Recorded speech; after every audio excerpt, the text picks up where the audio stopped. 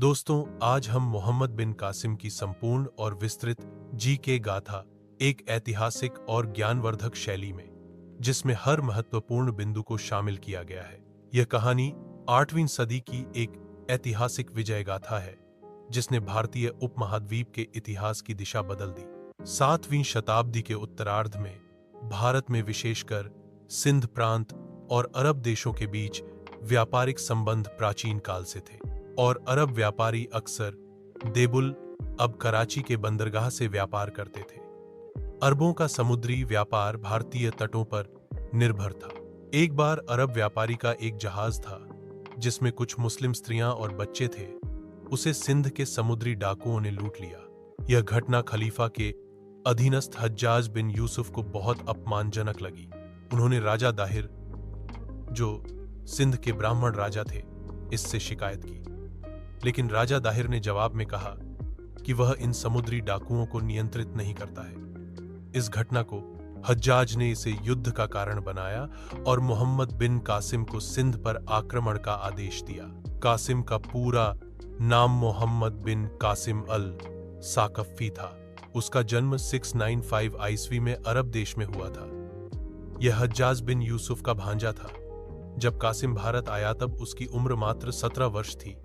उसे बगदाद के खलीफा ने अरब का सबसे युवा सेनापति बनाया और भारत पर आक्रमण करने के लिए भेजा। भारत में कासिम ने सबसे पहले देबुल बंदरगाह पर विजय हासिल की, क्योंकि यह बंदरगाह सिंध में अरबों के लिए रणनीतिक स्थान था।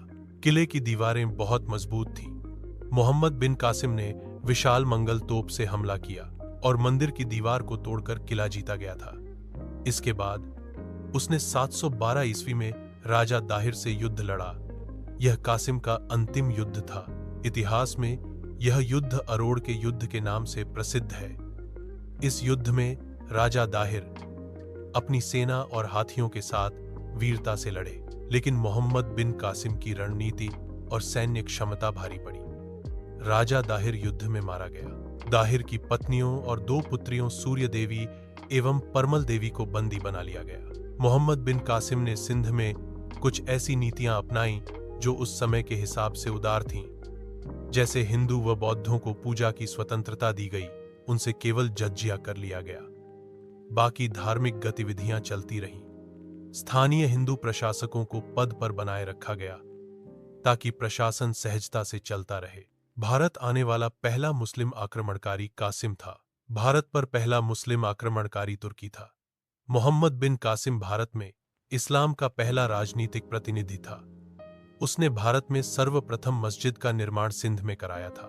कुरान की शिक्षा, न्याय प्रणाली और इस्लामी शासकीय ढांचा आरंभ हुआ। जैसे ही वह भारत से वापस जा रहा था, तभी 715 ई में खलीफा वलीद की मृत्यु हुई। नए खलीफा सुलेमान बिन अब्दुल मलिक को हज्जाज बिन यूसुफ और कासिम पसंद नहीं थे। मोहम्मद बिन कासिम को दमिश्क बुलवाकर बंदी बना लिया गया और अंततः मार डाला गया। जब कासिम की मृत्यु हुई तब वह केवल 20 वर्ष का था। भारत में मुस्लिम शासन की शुरुआत मोहम्मद बिन कासिम से हुई। सिंध को अरब साम्राज्य में मिलाया गया। संस्कृति, धर्म और राजनीति में बदलाव आया। मोहम्मद बिन कासिम की यह विजय सिर्फ एक सैन्य अभियान नहीं थी। यह भारत के सांस्कृतिक, धार्मिक और राजनीतिक स्वरूप में एक बड़ा परिवर्तन लेकर आई। उसने कम उम्र में वीरता, रणनीति और न्यायप्रियता की मिसाल पेश की।